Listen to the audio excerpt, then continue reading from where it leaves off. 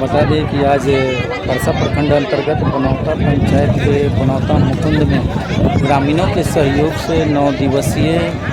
श्री विष्णु महायज्ञ का आयोजन किया गया है, जिसको लेकर गाजे बाजे हाथी घोड़े के साथ भव्य कलश यात्रा निकाली गई है, जो मुरैया गंडक नदी घाट पे वैदिक मंत्रोच्चारण के साथ कलश में जल भरी की जा रही है। और आपको बता दें कि आज से ये यज्ञ शुरू हो जाएगा और 9 दिन तक यहाँ ये महाविष्णु यज्ञ का आयोजन किया गया है। आपको बता दें कि ये परसा प्रखंड के बनौता पंचायत के बनौता मुकुंद में ये महायज्ञ का आयोजन किया गया है।